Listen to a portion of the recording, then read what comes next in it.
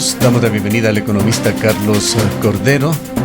Él fue rector de la Universidad de la SUAY, es un destacado economista que tiene diversas labores tanto en el sector público como privado en la ciudad de Cuenca. Quisiéramos conocer su punto de vista sobre la situación que se presenta en Ecuador con respecto al subsidio al precio de los combustibles. Se han generado expectativas de una focalización que aún no llega, pero que se ha señalado por parte de las autoridades. En esta semana podría ser ya discutida la propuesta. ¿Qué tan importante es que se lleguen a definiciones en este tema, economista Cordero?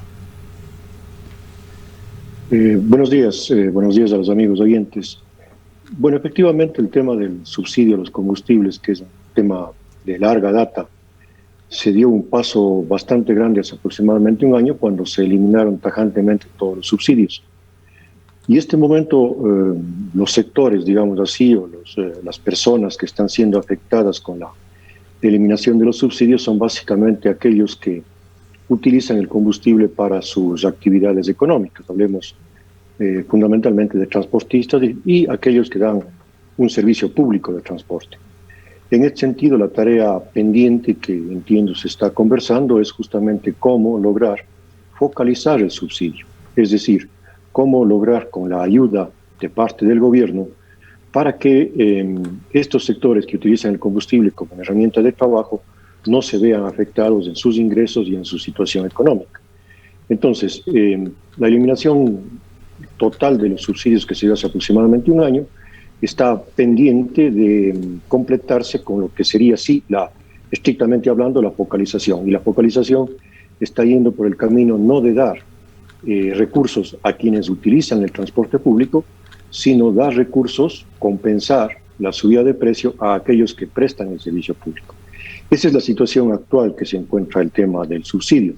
No nos olvidemos que los subsidios que se eliminaron es únicamente aquellos que tienen que ver con gasolina y con precio de gasolina y con precio de diésel. No se eliminaron para nada los subsidios que sí afectan a la totalidad de la población, como es el subsidio al gas. Economista, muy buenos días. Uno de los reclamos o de las exigencias para quienes van a salir a las calles en el transcurso de estos días, el Frente Unitario de los Trabajadores posteriormente analizará la situación, la CONAIE, sin embargo, tiene que ver con que el precio de los combustibles se congele ya en este punto. Es decir, en este momento responde a este sistema de bandas y lo que se aspira por parte de este sector, más allá del subsidio, en este momento es que los precios se congelen. ¿Usted considera que esta es una posibilidad real que podría procederse con esta decisión por parte del gobierno?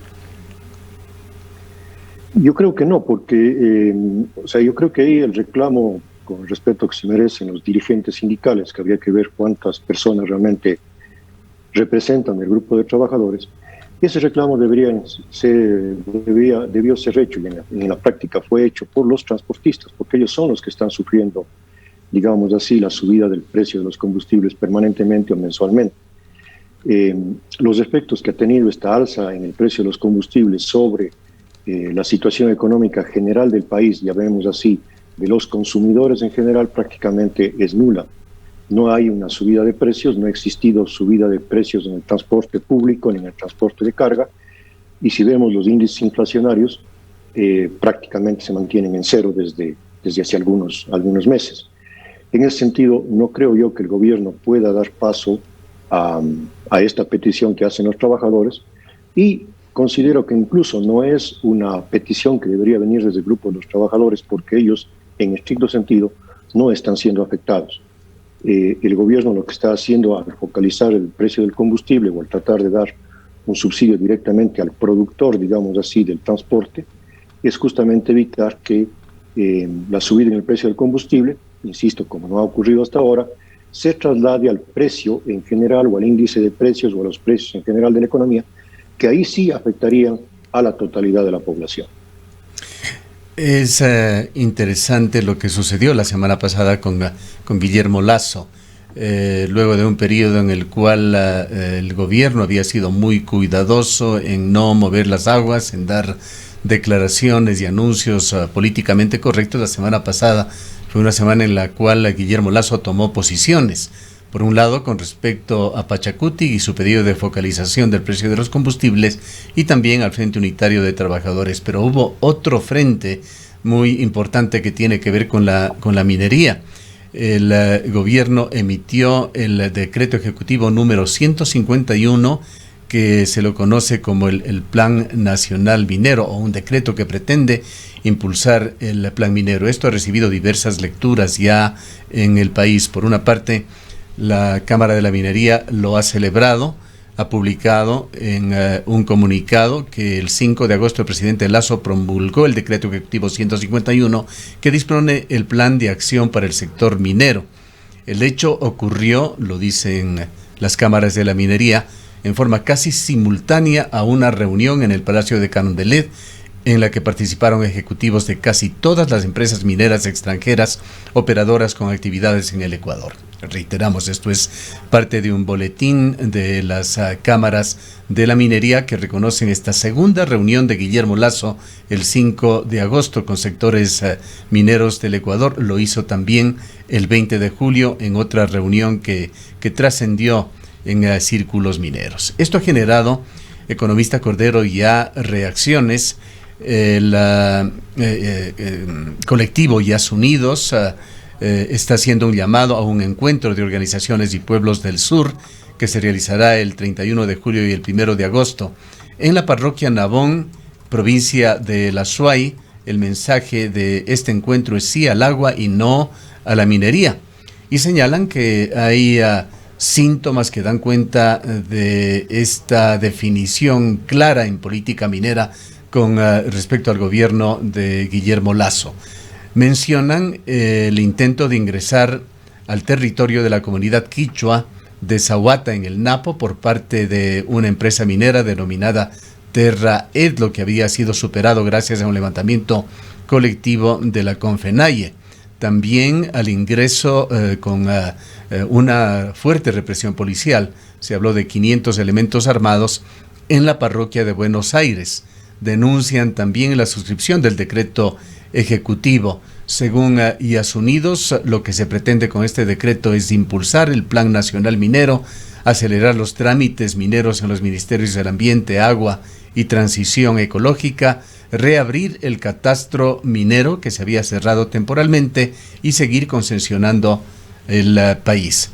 Esto sin duda va a traer cola. Quisiéramos conocer desde su punto de vista la importancia de la minería en la economía nacional. En otra entrevista con NT24, el presidente Lasso, lo transmitíamos esta mañana, reiteraba preguntando públicamente qué es lo que quiere el país, qué quieren estos sectores, si no quieren que intervengamos en petróleo ni en minería, cómo vamos a recuperar económicamente el país. Decía básicamente Guillermo Lasso, nuevamente reiterando esa toma de posición en estos temas. Le dejamos para su comentario.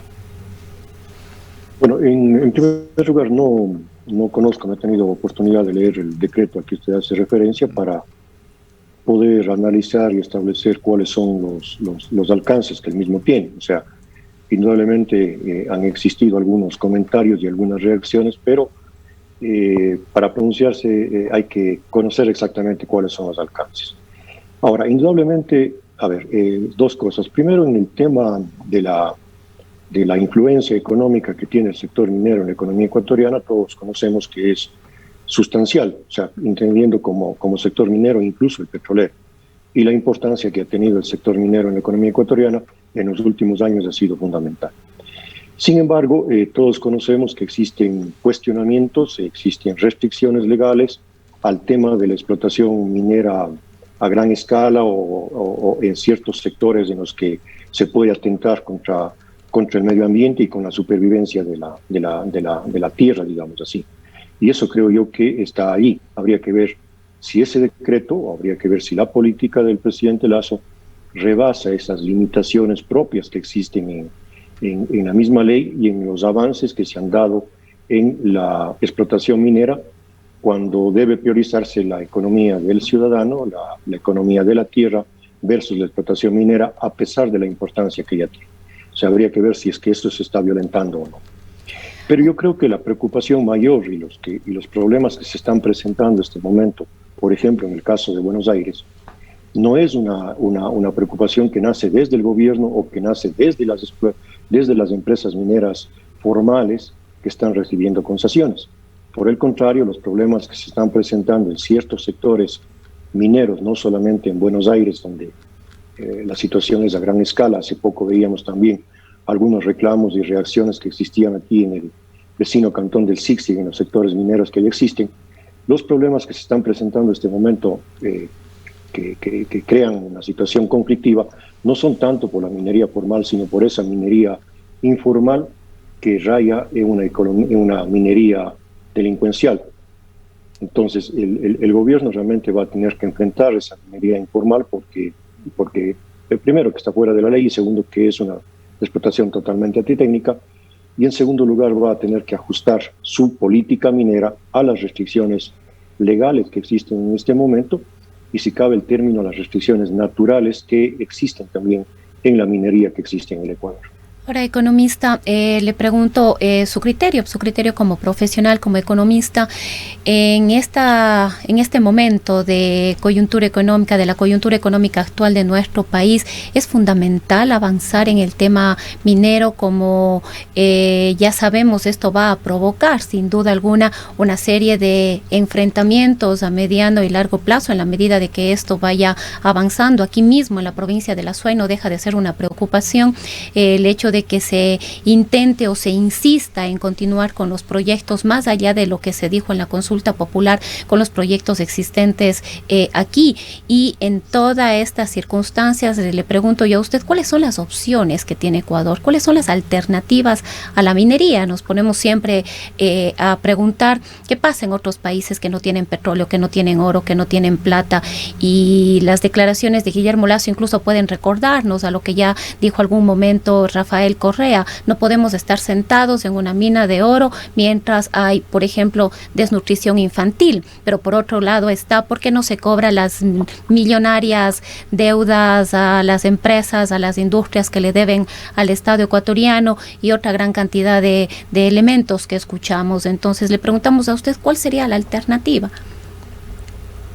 A ver, cada país obtiene los recursos que necesita de acuerdo con sus capacidades y con sus potencialidades. O sea, en el mundo existen países que tienen minería, petróleo o algún otro tipo de minería, y que obviamente explotan esos recursos, y otros que a lo mejor no tienen esos recursos naturales, pero tienen otra fuente de ingreso. Esa es la situación a nivel mundial, ¿no es cierto?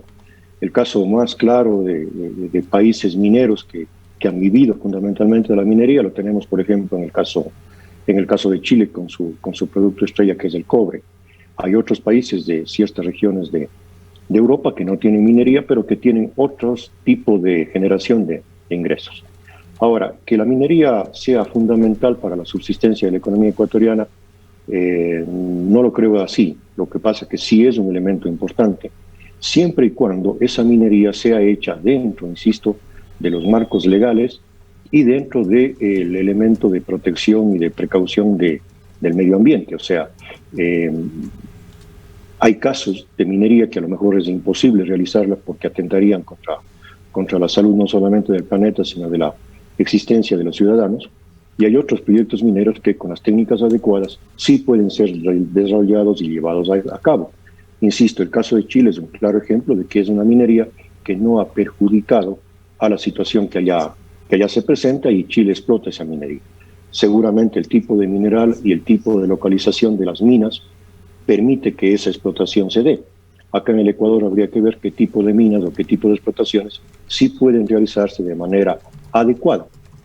Insisto alguna vez más, o sea, y esto habría que tener una precaución total, porque estamos corriendo el riesgo, como ya estamos evidenciando, de que frente a una no intervención adecuada, regulada o prohibición absoluta, están produciéndose todas las minerías informales, artesanales, asociadas incluso a grupos narcoguerrilleros de Colombia, que lo que hacen es destruir más la naturaleza que lo que hubiera hecho una minería formal.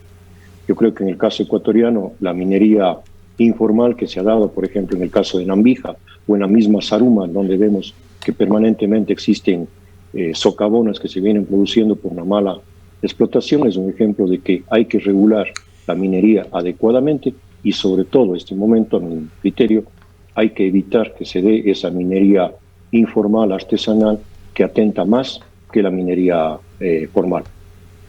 Usted ha señalado que el tema de la minería no tiene que ser fundamental necesariamente en el gobierno de Lasso, pero realmente nos preguntamos si el gobierno de Guillermo Lasso va a tener alguna posibilidad de moderar las actividades extractivistas, petróleo y minería, más aún luego de escuchar a Guillermo Lasso en sus declaraciones de la semana pasada, dado por lo menos en 3 foros. Mientras tanto, cabe señalar que hay una tendencia mundial que está dando señales de alarma en que la Tierra, dice, está dando síntomas de un estado crítico. Acaba de emitir hace 2 días el primero de 6 reportes, el panel intergubernamental de cambio de clima, que está conformado por los países más grandes del mundo. Y allí concluye que irrefutablemente el calentamiento global está siendo generado por acciones antrópicas e insiste en el llamado a todos los países a moderar las labores de extractivismo y a incentivar el cuidado de la naturaleza, disminuyendo el uso de combustibles fósiles y una serie de medidas para proteger a la tierra. Tendríamos que considerar que por la situación particular de Ecuador, la profunda crisis económica de la que está intentando salir, no tiene muchas alternativas y que Lasso tendrá que seguir con estas actividades extractivistas o, por otra parte, quizá por el tamaño del país, el efecto, la contribución al calentamiento global que produzca Ecuador podría ser considerada como despreciable. ¿Cuál es su opinión? Bueno, yo creo que no es que la economía ecuatoriana va a fracasar o a hundirse o nos vamos a ir a la ruina total si es que no hay explotación minera. O sea, la economía tendrá que, y de hecho se ha venido haciendo así, adecuando a los ingresos que posee, a la capacidad de generación de ingresos, independientemente de los recursos que lleguen de la minería. O sea, si es que realmente ya es un tema de política económica, de visión de la economía, de visión de la sociedad, lo que haga en su momento el gobierno sobre la minería. Y yo lo que considero es de que existe algún marco legal que impide o que limita este tema de la explotación minera. El gobierno va a estar consciente de eso y también va a estar consciente, creo yo, del tema del cuidado de la naturaleza. ¿Sí? O sea, no es que es imprescindible realizar explotación minera para que la economía ecuatoriana subsista. Es necesaria, sí, puede ser necesaria, sí, en la magnitud o en la medida en que esta explotación sea racional. Sí, o sea, no creo que estemos, como hizo, por ejemplo, el presidente Correa, que verse frente a no tener capacidad para generar recursos o que no tuvo la suficiente visión de cómo generar o ahorrar recursos públicos, decidió dar por terminado, si cabe así, la veda, llamémosle así, que existía sobre la explotación en el Yasuní. Sí, yo creo que ese ejemplo no es sano para la economía de la naturaleza y es preferible que los gobiernos empiecen a buscar alternativas a esos ingresos porque sabemos en definitiva que cada día es más difícil esa explotación minera por todas las consecuencias que eso ocasiona. Más allá del activismo que a veces podría ver solamente desde una determinada óptica, economista Cordero, ¿cómo debería asumirse este tema en el Ecuador para un debate serio, académico sobre la minería? Las cifras incluso no son claras en Ecuador. Recientemente veíamos algunos datos en donde la inversión minera superaba los $1.000 billones aquí en el Ecuador. Pero por otra parte, los ingresos al fisco en los últimos 2 años no iban más allá de unos $40 millones, cifra que es claramente insignificante en la economía ecuatoriana. También se habla mucho de cifras enormes, millonarias, que podría costar la remediación ambiental si es que los grandes proyectos mineros se llegan a realizar en Ecuador, que superarían con creces y serían un problema de larguísimo plazo para el Ecuador. El tema es cómo discutir en el mejor nivel, con objetividad y además involucrando a la comunidad científica ecuatoriana en estos temas. Bueno, usted lo ha dicho, o sea, la mejor forma de discutir no este tema, sino cualquier tema es con cifras, con razonamientos, con razones fundamentalmente y no y no con dogmatismos de uno u otro lado. O sea, tampoco es que en la minería o es blanco o es negro. Puede haber puntos intermedios, no existe una situación absolutamente mala, digamos así. Existen en general situaciones que pueden ser perjudiciales, pero tampoco es que la minería por sí mismo en general sea totalmente dañina. Entonces hay que discutir poniendo realmente todas las cartas sobre la mesa, sin dogmatismos, sin privilegiar lo económico o sin privilegiar, insisto, las concepciones ideológicas que pueden existir de lado y lado. Solamente así, en este y en cualquier tema, se puede lograr efectivamente un diálogo y llegar a acuerdos que sean para beneficio del país. La proforma para el año 2022 que tiene que presentar ya en estos días el gobierno de Guillermo Lasso, que se develará y será discutida en este mes, según había adelantado el ministro de Economía, dará ciertas pistas, ciertos indicios ya sobre las políticas concretas del gobierno de Guillermo Lasso en estos temas. Bueno, claro, la proforma que tiene que presentarse ahora en el mes de agosto es no la proforma del 22, sino la proforma para terminar el año 2021. No nos olvidemos que cuando hay un cambio de presidente, cuando hay un cambio en el Poder Ejecutivo, el nuevo presidente gobierna, digamos así, con la proforma del año anterior. En este caso está gobernándose con la proforma del 2020 y se elabora hasta el mes de agosto la proforma que regirá en los últimos 4 meses de este año. Entonces esa proforma que debe presentar durante el mes de agosto hasta fines de agosto efectivamente nos va a dar ciertos elementos de cómo se ve el tema del manejo económico, pero, insisto, limitado a estos últimos 4 meses.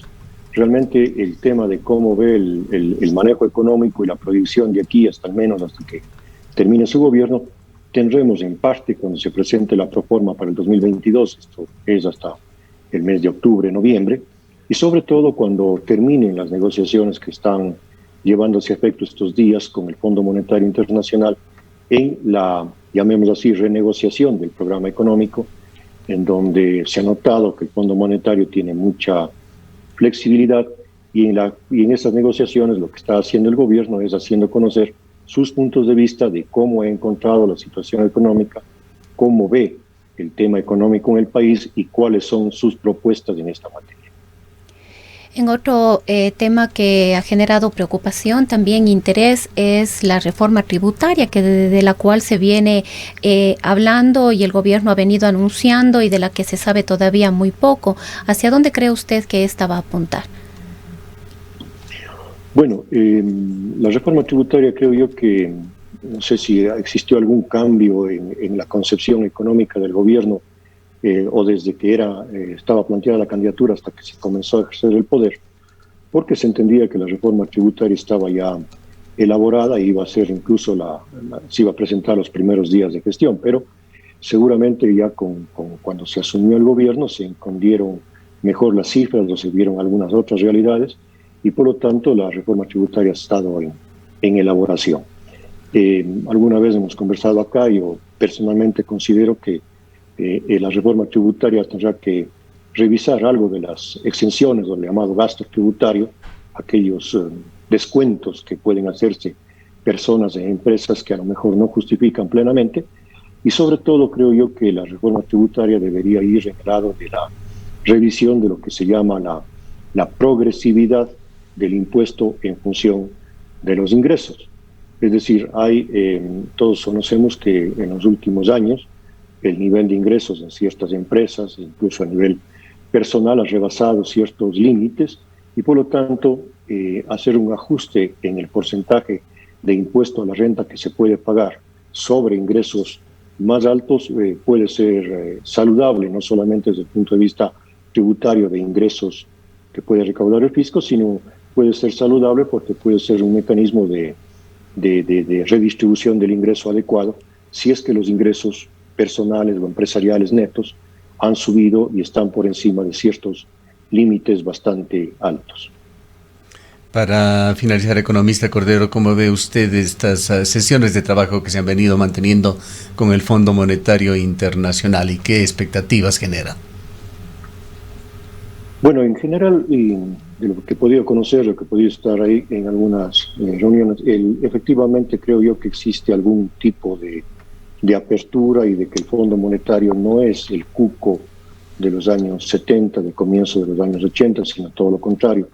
Creo que el Fondo Monetario está demostrando que lo que le interesa a él es contribuir o trabajar para la mejora económica de los países. Hay una muy buena expectativa de los resultados que tengan estas reuniones, que serán, entiendo yo, para beneficio del país. O sea, esos programas que eran famosos de condicionamiento de la política económica, esos programas de ajuste, de shock de los años 70, están lejos de lo que es ahora el Fondo Monetario Internacional.